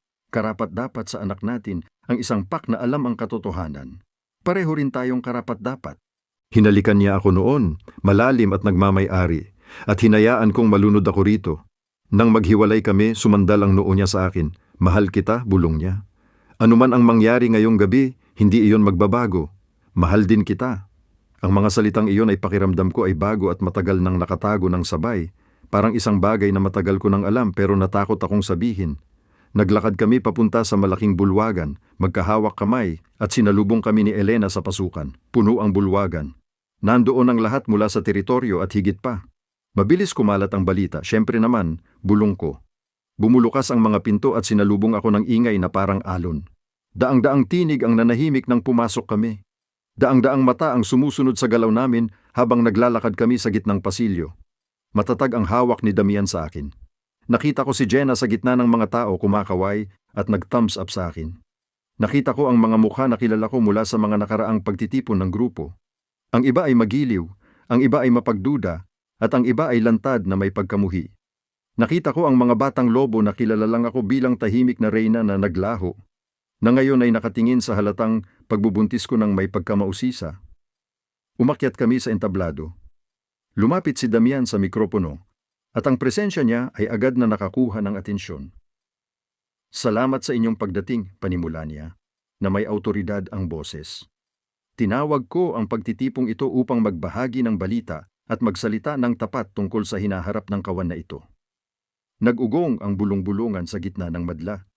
Tulad ng alam ng marami sa inyo, nagdiborsyo kami ni Sophie 4 na buwan na ang nakalipas. Ang hindi ninyo alam ay nagdadalang tao siya sa anak ko, ang susunod na tagapagmana ng teritoryong ito. Ang mga bulong ay naging mga sigaw, mga mukhang nagulat, mga bumulong-bulong na usapan, ang enerhiya sa silid ay nagbago ng malaki. Itinaas ni Damian ang kamay at muling naging tahimik. Alam kong nagdudulot ito ng mga tanong tungkol sa pagiging lehitimo, tungkol sa aming relasyon, tungkol sa susunod na mangyayari, kaya sasagutin ko ang mga ito ng tapat. Tinitigan niya ako at tumango ako bilang pahintulot. Pinakasalan ko si Sophie 5 taon na ang nakalipas dahil inayos iyon ng aking ama. At ginugol ko ang 5 taong iyon sa pagiging duwag, kumalat ang kalituhan sa mga tao. Umibig ako sa aking asawa at hindi ko ito sinabi sa kanya. Binigyan ko siya ng espasyo sa halip na ipaglaban siya. Pinayagan kong pigilan ako ng tungkulin at takot sa pagbuo ng samahang nararapat para sa aming dalawa. At nang humiling siya ng diborsyo, pinakawalan ko siya dahil inakala kong iyon ang gusto niya. Namanglaw ang boses niya dahil sa damdamin, mali ako. At narito ako ngayong gabi upang sabihin ng hayag ang dapat kong sinabi noon, pang maraming taon na ang nakalipas. Lumiko siya ng buong buo patungo sa akin, hinawakan ang magkabilang kamay ko. Sophie, ikaw ang pinakamatatag, pinakabait, at pinakamatapang na taong nakilala ko. Karapat-dapat kang magkaroon ng asawang nakakita sa iyo, na pinili ka araw-araw, na nagparamdam sa iyo na ikaw ay pinahahalagahan. Nabigo ako doon. Pero kung bibigyan mo ako ng isa pang pagkakataon, ipinapangako kong gugugulin ko ang natitirang bahagi ng buhay ko sa pagpapapatunay na ikaw at ang anak natin ang buong buhay ko. Tumulo ang luha sa mukha ko. Nawala na ang mga tao. Nandoon na lang si Damian, nakatitig ang kanyang mga mata sa akin, nakasulat sa bawat sulok ng kanyang mukha ang pagmamahal niya. Binigyan na kita ng isa pang pagkakataon, sabi ko, nanginginig pero malinaw ang boses ko. Sa sandaling nagpasya akong magtiwala muli sa iyo. Hinalikan niya ako sa harap ng buong kawan at sumigaw ang bulwagan ng palakpakan at hiyawan nang maghiwalay kami. Kapwa nakangiti sa pag-agos ng luha. Muling nagsalita si Damian sa madla. Binubuo muli namin ni Sophie ang aming relasyon, dahan-dahan, at gagawin ng tama sa pagkakataong ito. Ngunit huwag magkamali, siya ay nasa ilalim ng aking proteksyon, pati na rin ng aming anak. Sinumang magbabanta sa kanila ay mananagot sa akin. Ang tigas ng kanyang tinig ang nagpatingkad sa kanyang ibig sabihin. Ngayon ipinagpatuloy niya na may pag-init ang tono. Naniniwala akong may sasabihin ang aking reyna. Umatras siya at inabot sa akin ang mikropono. At kumabog ang puso ko nang harapin ko ang daan-daang lobo. Hindi na ako reyna, simula ko. At nakita kong malungkot ang ilang mukha. Ipinagpalit ko ang titulong iyon nang umalis ako. Ngunit miyembro pa rin ako ng kawan na ito at hinihiling ko sa inyo na tanggapin ang aking anak, ang ating anak. Hindi dahil sa mga titulo o politika, kundi dahil karapat-dapat siyang magkaroon ng isang komunidad na magmamahal at magpoprotekta sa kanya. Huminga ako ng malalim, pinag-aaralan ng sarili. Alam kong tahimik lang ako noong panahon ko bilang reyna, na hindi ako nagsalita, hindi ko inangkin ang aking lugar. Nagbabago na iyon ngayon, magiging ina ako. At nangangahulugan iyon na maging sapat ang aking tapang para ipaglaban ang kailangan ng aking anak. Sana ay makatayo kayo sa aming panig. Mas malakas na palakpakan. Mas mainit-init ngayon, taus-puso. Ang pagtitipon ay nauwi sa selebrasyon. Lumapit ang mga lobo upang batiin kami. Mahinahong haplusin ang aking tiyan at magbulong ng mga pagpapala para sa sanggol. Kahit ang ilan sa mga miyembro ng konseho na dati nag-aalinlangan ay nagbigay ng hindi kusang loob na paggalang. Sa kabila ng lahat, nanatili si Damian sa aking tabi, nakapatong ang kanyang kamay sa aking likod, ang kanyang presensya ay isang tuloy-tuloy na katiyakan. Habang papalapit na ang pagtatapos ng gabi at nagsisimulang umalis ang mga tao, lumitaw si Elena na may dalang champagne para sa iba at sparkling cider para sa akin. Para sa mga bagong simula, ang wika niya, na may maliwanag ng ngiti. Para sa katapatan, dagdag ni Damian, nakatitig sa akin ang kanyang mga mata. Para sa pamilya, ang pagtatapos ko, nakapatong ang kamay ko sa aking tiyan. Uminom kami at naramdaman kong may gumalaw sa loob ko, hindi ang sanggol, kundi isang bagay na mas malalim. Ang mga huling piraso ng pader na itinayo ko sa paligid ng puso ko ay unti-unting nagkawatak-watak. Dumating ng todo ang taglamig 2 linggo matapos ang pagtitipon ng kawan, na ginagawang tanawin ng hamog na nagyelo at kristal na kagandahan ang paligid ng ari-arian. Nakatayo ako sa bintana ng nursery, 6 na buwang buntis na ngayon, pinagmamasdan ang niyebe na bumabagsak ng tamad na paikot-ikot habang inaayos ni Damian ang crib sa likuran ko. Iabot mo nga sa akin itong Allen wrench, bulong niya. Pinag-aaralan ang instruction manual na may mukha na karaniwang nakalaan para sa masalimuot na negosasyon sa teritoryo. Inabot ko sa kanya ang kasangkapan. Tinatago ang aking ngiti. Ang hari ng Alpha na pasuko ng mga tagubilin sa muebles na Swedish. Pwede kang kumuha ng tao para gawin ito. Hindi, ako mismo ang gagawa ng crib ng anak ko. Tumingin siya pataas, may halo ng determinasyon at pagka-frustrate, kahit pa ikamatay ko. Ang bait, bayani. Naramdaman niya ang pabirong tono ko at ngumiti siya. Yung mukhang batang lalaki na nagpapabilis pa rin ng tibok ng puso ko. Tinutokso mo ako, hindi kailanman. Matigas na sinipa ng baby ang tadyang ko na parabang sumasang-ayon sa ama niya. Automatikong napunta ang kamay ko sa tiyan ko at agad na iniwan ni Damen ang crib, lumapit sa akin. Hayaan mo akong maramdaman. Pinalitan ng palad niya ang akin, mainit sa manipis na tela ng sweater ko. Isang sipa pa, malakas at mariin. Nagningning ang mukha niya sa tuwa. Aktibo siya ngayon.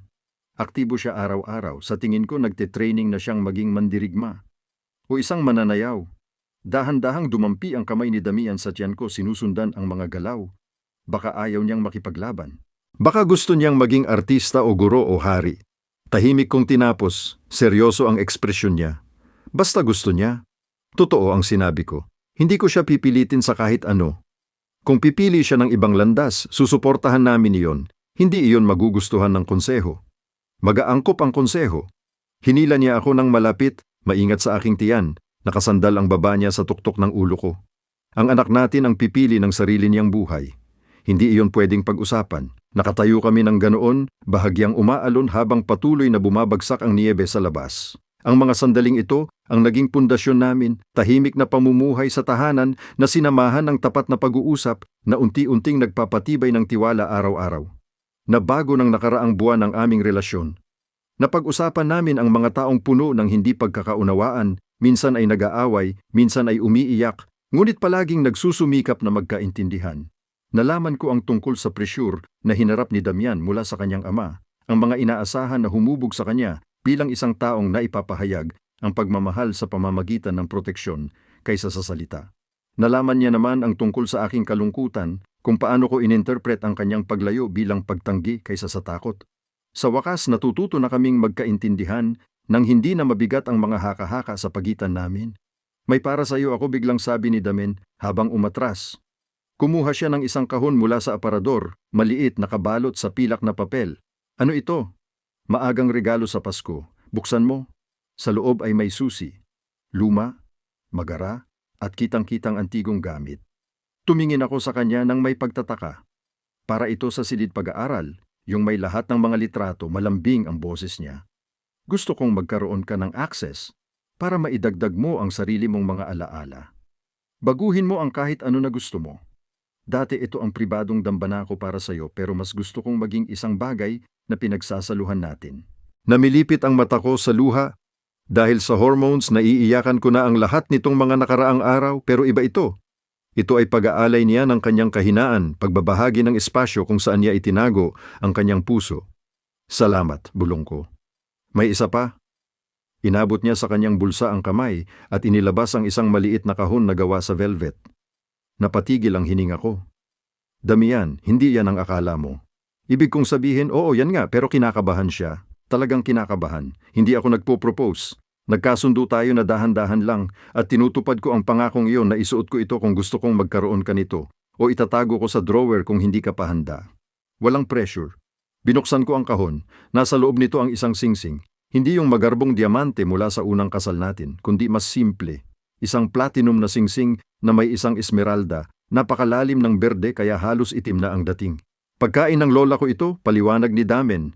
Binigay niya ito sa akin bago siya mamatay. Sabi niya, itabi ko raw ito para sa taong mamahalin ko ng buong puso. Taong matapang na makakita lampas sa titulo at makita ang lalaking nasa likod nito. Hinaplos ng kanyang mga daliri ang akin. Ikaw yon, Sophie. Ikaw talaga ang palagi. Maingat kong inangat ang singsing. Pinagmamasdan kung paano tumama ang liwanag sa kailaliman ng esmeralda. Ikwento mo sa akin ang tungkol sa kanya. Matapang siya, nakakatakot, sa totoo lang. Pero minahal niya ang lolo ko ng may tindi na hindi kailanman kumupas. Kahit makalipas ang 50 taon nilang magkasama. Nang siya ay pumanaw, sabi niya, ramdam pa rin niya ito sa bawat silid ng kanilang bahay. Ngumiti siya ng may kalungkutan. Siya ang nagturo sa akin na ang pag-ibig ay hindi lang tungkulin o obligasyon. Ito ay ang pagpili sa isang tao araw-araw kahit na mahirap. Ang galing niyang tao, siguradong mahal ka niya. Sasabihin niya sa akin na tanga ako dahil pinakawalan kita. Isinulod ko ang singsing sa kanang kamay ko. Hindi sa kaliwa, hindi pa. Pero malapit na. Isang pangako, isang posibilidad. Kamusta ang itsura? Perpekto. Hinalikan niya ang palad ko, saka ang pulso ko, Saka ang sensitibong balat sa loob ng siku ko, perpekto ka. Malaki ako at emosyonal at umiiyak ako sa mga patalastas sa telebisyon. Perpekto, inulit niya ng may tiyak. May matinding kirot na tumagos sa ibabang bahagi ng likod ko. Napakunot ako at agad akong sinuportahan ni Damen. Anong nangyayari? Masakit lang ang likod ko. Mabigat na ang baby. Ilang araw na akong nakararamdam ng pananakit. Wala namang seryoso ayon sa doktor ko. Normal lang daw na hirap sa pagbubuntis. Halika, pahingahin na kita. Ginabayan niya ako papunta sa upuang duyan na inilagay na niya malapit sa bintana. Isa na namang bagay na ginawa niya nang hindi na kinailangan, inaasahan ang mga kailangan ko. Maingat akong naupo at lumuhod siya sa likuran ko, hinahanap ng malalakas niyang kamay ang mga buhol sa ibabang bahagi ng likod ko at hinahaplos ang mga ito ng may kasanayang presyon. Saan mo ito natutunan? Tanong ko, na parang natutunaw sa kanyang haplos. YouTube at isang librong pinamagatang Pregnancy Massage for Partners. Nakakatawa raw ito para kay Elena. Tumawa ako saka ako humagulgol nang tumama ang isa pang kirot. Mas malakas yan, tumigil ang mga kamay ni Damian. Sophie, kausapin mo ako, hindi ko alam, iba ang pakiramdam. Habang sinasabi ko pa lang iyon, naramdaman kong basa ako sa pagitan ng mga hita ko. Sumabog ang panubigan ko ng 3 linggo ng maaga. O Diyos ko, Damian, sa tingin ko kailangan na ng ospital. Gumalaw na siya agad. Kinuha ang bag na inihanda namin ilang linggo na ang nakalipas at inilabas ang telepono para tumawag ng maaga. Kalmado at kontrolado ang boses niya pero nakikita ko ang halos hindi na mapigil na panik sa mga mata niya. Tumama na naman ang isa pang panganganak na ikinabawi ng hininga ko. Maaga pa. Ang 30 linggo ay itinuturing ng buong termino. Magiging maayos lang ang baby. Tinulungan niya akong tumayo. Sinuportahan ang bigat ko habang papalapit kami sa pinto. Magiging maayos lang kayong dalawa. Sinalubong kami ni Elena sa pasilyo. Lumipat siya rito 1 buwan na ang nakalipas. Sinabing gusto niyang maging malapit kapag nanganganak na ako. Narinig ko ang ingay. Ako na ang magmamaneho. Manatili ka sa kanya. Ang biyahe papunta sa ospital ay tila sunod-sunod na kontraksyon at ang matatag na boses ni Damen sa tenga ko sinasabing huminga ako, magpukus at magaling akong ginagawa.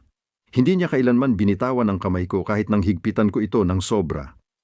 Mabilis na kumilos ang mga tauhan ng ospital, dinala ako sa silid panganakan, sinuri mga monitor, kinukumpirma ang alam na namin. Handa nang ipanganak ang aming anak na lalaki. Mabilis ang panganganak, sabi ng doktor. Isang kalmado at nasa 80 anyos na babae na natutunang pagkatiwalaan ko sa nakalipas na mga buwan. Ayaw maghintay ng sanggol na ito. Ganon din ang katawan ko. Malakas at mabilis ang mga kontraksyon, halos walang oras para magpahinga sa pagitan.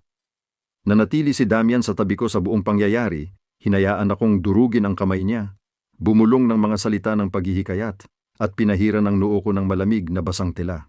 Hindi ko ito kaya, hingal ko habang dumaranas ng isang napakalupit na kontraksyon. Kaya mo. Kaya mo nga. Ang boses niya ay punong-puno ng katiyakan, ikaw ang pinakamatatag na taong kilala ko. Natatandaan mo ba na ikaw lang ang nagsasabi niyan? Isa na namang kontraksyon ang pumutol sa aking pagtutol. Hindi kita kailanman sinungalingan, Sophie. Hindi ko kailanman sinungalingan ka, Sophie. Hinalikan niya ang noo ko. Kaya mo to. Naglabo ang mga oras, puro kirot at presyon, at ang boses ni Damian ang nagbigay sa akin ng lakas sa pinakamalala nito. Paminsan-minsan ay lumilitaw si Elena na may dalang pinirong yelo at mga update. Nasa waiting room si Jenna. Nagpadala si Marcus ng mga pamprotektang anting-anting. Nagtitipon ng grupo sa labas ng ospital para sa tradisyonal na bantay sa pagsilang ng tagapagmana. Isang huling itulak, sabi ng doktor. Sige na, Sophie, kilalanin mo ang anak mo. Pinilit kong magpuwersa gamit ang natitirang lakas ko. Nasa kamay ko ang kamay ni Damian. Ang presensya niya ang nagbibigay sa akin ng lakas. At saka isang iyak, matalas at may pagkapuot at perpekto. Lalaki siya, inanunsyo ng doktor, nang hindi na kinakailangan, habang itinaas ang munting kumikibo na nakabalot sa vernix at dugo at ganap na kaperpektuhan. Inilagay nila siya sa dibdib ko. Ang napakaliit na taong ito na may buhok na itim at ilong na katulad ng kay ama. Bumukas ang kanyang mga mata, malabo ang titig ngunit naghahanap, at umibig ako ng lubos na. Ang lahat ng iba pa sa mundo ay naging pangalawa. Hi, bulong ko, habang umaagos ang luha sa aking muka. Hi, baby. Inaantay ka namin. Nanginig ang kamay ni Damen nang haplusin niya ang munting kamao ng aming anak. Nang kusa nang yumakap ang maliliit na daliri sa kanyang hinlalaki, Pinanood ko ang Alpha King na tuluyang bumagsak. Patuloy na dumadaloy ang luha sa kanyang mukha habang tinititigan niya ang himalang ito na aming nilikha. Perpekto siya, huminga si Damen. Sophie, perpekto siya. Tayo ang gumawa sa kanya, pinakamagandang bagay na nagawa ko kailanman. Hinalikan niya ang gilid ng aking noo pagkatapos ay ang ulo ng aming anak, ang boses niya ay puno ng emosyon. Kayo dalawa, kayo ang pinakamagandang nagawa ko kailanman. Dinala muna nila ang sanggol ng saglit para malinis siya at maeksamin habang tinatahi at nililinis ako. Ayaw ni Damian na iwan ako. Nakahawak pa rin ang kamay niya sa akin. Kamangha-mangha ka, sabi niya ng mahinahon. Nakakita na ako ng mga mandirigmang humaharap sa mga kalabang doble ang laki sa kanila na mas kulang pa sa tapang na ipinakita mo ngayon. Marami akong sigaw, ipinanganak mo ang anak natin sa mundo. Pinapayagan kang sumigaw. Nang ibalik nila ang sanggol, nakabalot sa asul na kumot at may suot na munting sombrero. Mahigpit ko siyang niyakap at naramdaman kong bumagsak sa lugar ang lahat. Ito ang matagal nang nawawala. Hindi lang ang sanggol kundi ang katapatan, ang samahan, ang pag-ibig na matagal nang umiiral, ngunit natabunan ng takot para umusbong. Kailangan natin ng pangalan, mahinahon na sabi ni Damian. Isang daliri ang hinahaplos ang napakalambot na pisngi ng ating anak. Pinag-usapan na namin ang mga pangalan ng ilang linggo nang hindi makapagdesisyon. Masyadong mabigat ang pressure, masyadong malaki ang kahulugan. Pero nang makita ko ang mukha ng aming anak, alam ko na. Christopher, sinabi ko. Ibig sabihin nito'y pagdadala kay Kristo pero pati pagdadala ng Pag-asa at Alexander para sa iyong lolo. Christopher Alexander Rothel. Sinubukan ni Damen ang pangalan, pagkatapos ay ngumiti. Perpekto ito. Perpekto siya. Perpekto ka. Sinabi mo na iyon. Patuloy kitang sasabihan hanggang maniwala ka. Marahang kumatok si Elena bago pumasok, at agad na natagpuan ng kanyang mga mata ang sanggol. Oh, ang hininga niya. Ang gwapo niya. Gusto mo bang buhatin ang pamangkin mo? Maingat niyang binuhat si Christopher, marahang nag-aawit habang siya'y bumubuka at humahaplos sa kanya. Hay, munting isa. Ako si Tita Elena mo, at sisirain kita sa pagmamahal. Sumali ka na rin, sabi ni Jenna, na lumitaw sa pintuan kasama si Marcus sa likuran. May listahan na kami ng mga hindi angkop na regalo para sa baby. Napuno ng pagmamahal at tawa ang silid, ang aming piniling pagtitipon ng pamilya para salubungin ang pinakabagong miyembro. Hindi kailanman umalis si Damian sa tabi ko. Nakapalupot ang braso niya sa balikat ko at palagi niyang sinusubaybayan kami ng aming anak. Pagkatapos ng oras ng pagbisita, at kami na lang tatlo sa tahimik na silid ng ospital, inilapit ni Damian ang upuan pang-uga sa tabi ng aking kama. Maingat akong naupo, masakit pa ang katawan, pero puno ako ng purong adrenaline at kagalakan habang iniabot niya sa akin si Christopher para pasusuin muli. Mabilis na nakakapit ang aming anak sa suso nang may nakakagulat na determinasyon at pinanood ko si Damian na nakamasid sa amin na may labis na pagmamahal na tila masakit sa damdamin. Hanggang ngayon, namamangha ako sa iyo, wika niya ng mahinahon. Ang paraan ng pagdadala mo sa kanya, ng pagdadala sa kanya sa mundo. Ang paraan na alam mo na agad kung ano ang kailangan niya. Instinct siguro, at takot. Hindi ka naman mukhang natatakot. Ako lubos akong natatakot. Pero ako rin ay naghanap ako ng salitang kumpleto. Parang ito ang nawawalang piraso na hindi ko alam na kailangan ko. Natapos kumain si Christopher at agad na nakatulog, antok at kontento. Maingat ko siyang inangat at inilagay sa mga bisig ni Damian. Kausapin mo siya, himok ko. Sabihan mo ng isang bagay. Tumingin si Damian, pababa sa aming anak, malambot ang kanyang ekspresyon. Hoy Christopher, ako ang tatay mo. Alam kong hindi ko alam lahat ng sagot at malamang magkakamali ako ng marami pero ipinapangako ko ito sa iyo. Mahal kita palagi. Palagi kitang poprotektahan at hindi ko kailanman ipaparamdam sa iyo na kailangan mo pang paghirapan ang pagmamahal na ito. Sa iyo ito nang walang kondisyon hanggat ako'y nabubuhay. Nangalit ang boses niya. Ikaw at si mama mo. Ikaw ang aking lahat, ang aking layunin, ang aking tahanan. Pinunasan ko ang luha sa aking mga pisngi habang pinagmamasdan ko ang aking asawa na inaalagaan ang aming anak ng may ganoong lambing. Ito ang lalaking aking pinakasalan na nawala na ang lahat ng baluti at distansya. Ito ang lalaking aking minamahal. Pakasalan mo ako, bigla kong sabi. Biglang tumingala si Damen. Ano? Pakasalan mo ako ng totoo ngayon, hindi dahil sa tungkulin o politika o proteksyon. Dahil mahal kita at gusto kong bumuo ng buhay kasama ka At gusto kong lumaki si Christopher na alam niyang pinili ng kanyang mga magulang ang isa't isa. Inabot ko ang kanyang kamay. Pakasalan mo ako, Damian. Oo. Walang pag-aalinlangan. Walang maingat na pag-iisip. Puro at ganap na katiyakan. Oo. Bukas. Sa susunod na linggo, kailanman mo gusto. Oo. Paano kung tag-init? Hunyo siguro? Sa isang maliit na lugar? Pamilya at malalapit na kaibigan lang. Walang politika. Perpekto. Maingat siyang yumuko. Iniingatan ang sanggol sa kanyang mga bisig at hinalikan ako. Perpekto ang lahat tungkol dito. 6 na buwan ang lumipas, nakatayo ako sa mga hardin ng ari-arian sa isang perpektong hapon ng Hunyo. Nakasuot ng simpleng puting bestida na dumadaloy sa paligid ng aking katawan. Pagkatapos ng panganganak, ang aking gintong buhok ay may korona ng totoong bulaklak sa halip na anumang artipisyal. Payapang natutulog si Christopher sa bisig ni Elena, nakasuot ng munting suit na lalong nagpabungga sa kanyang kaakit-akit na itsura. Nakatayo sa tabi ko si Jenna bilang nag-iisang bridesmaid na may luha ng dumadaloy sa kanyang mukha. Hindi ako makapaniwala na narito na tayo. Pagkatapos ng lahat, nakuha mo nga ang iyong masayang wakas. Hindi ito wakas, sabi ko, habang pinagmamasdan ko si Damian na kumukuha ng kanyang pwesto sa ilalim ng arko na puno ng bulaklak na tinulungan ni Marcus na buuin. Ito ay isang simula. Malapit at pribado ang seremonya. 30 lang ang tao, lahat pinili dahil mahalaga sila sa amin. Walang miyembro ng konseho na hindi namin pinagkakatiwalaan. Walang politikal na obligasyon, puro pag-ibig lang. Hindi inalis ni Damian ang tingin niya sa akin habang naglalakad ako papunta sa kanya. Walang ama na magbibigay sa akin sa pagkakataong ito. Ibinibigay ko ang aking sarili ng kusang loob na malayang iniaalay. Hi! Malumanay niyang sabi nang marating ko siya. Hi! Ngumiti sa amin ang efficient. Isang mabait na matandang lobo. Nakilala ang lola ni Damen. Nauunawaan kong sinulat ninyo ang sarili ninyong panata. Hinawakan ni Damian ang aking mga kamay. Sophie, nung una nating ginawa ito, natakot akong sabihin sa iyo ang totoo. Hindi na ako natatakot ngayon, mahal kita ng buong buo. Tinuruan mo akong ang lakas ay hindi lang tungkol sa kapangyarihan o kontrol. Ito ay tungkol sa pagiging mahina, sa pagpapahintulot sa isang tao na makita kang lubos, at sa pagtitiwala na hindi siya aayaw. Pinabuti mo ako at ipinapangako kong gugugulin ko ang natitirang bahagi ng buhay ko sa pagtitiyak na malalaman mo kung gaano ka kahanga-hanga, kung gaano kalalalim ang pagmamahal, kung gaano kakabuo ang pinahahalagahan. Piniga ko ang mga kamay niya. Ang boses ko ay puno ng damdamin. Damian, minsan sinabi mong umibig ka sa akin noong araw ng kasal natin. Umibig ako sa iyo noong 2nd araw ng kasal natin.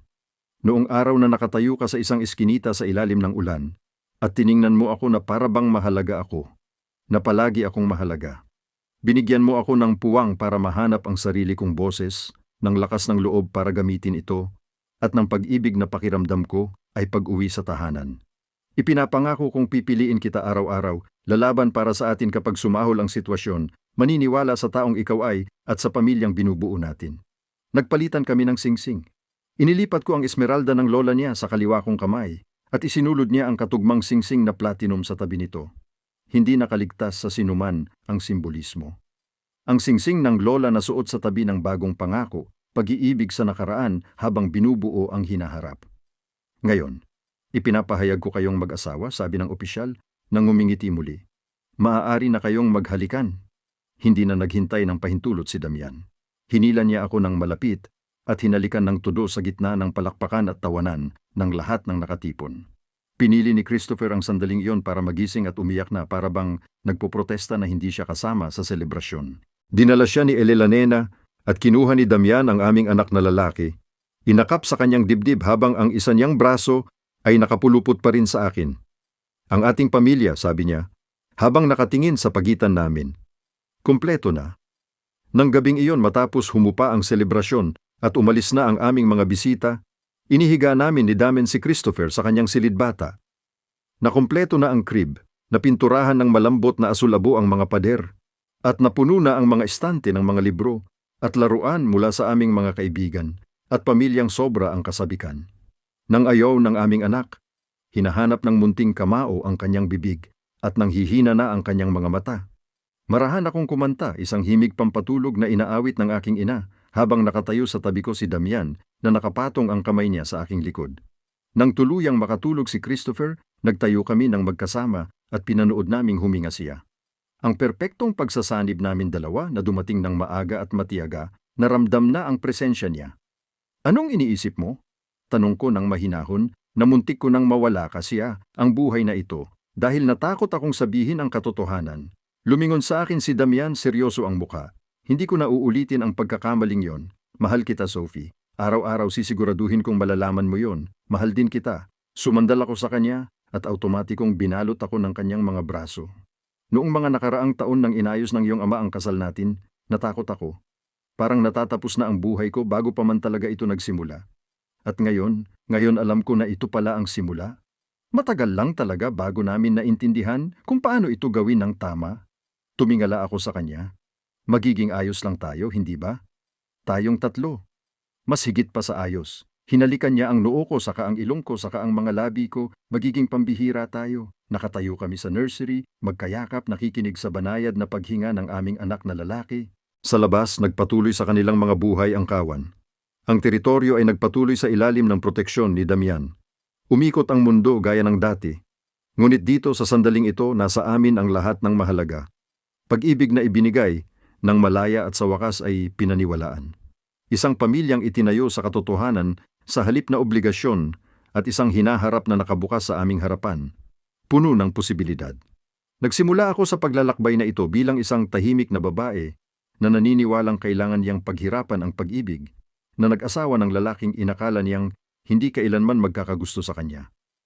Natapos ko ito bilang isang babae na alam ang kanyang halaga, nakatayo sa tabi ng isang kapareha na lubos siyang nakita, may hawak na anak na nabuo dahil sa wakas ay nagkaroon kami ng sapat na tapang na ipaglaban ng isa't isa. Tara na, bulong ni Damian habang ginagabayan niya ako papunta sa aming silid tulugan. Natutulog na ang anak natin.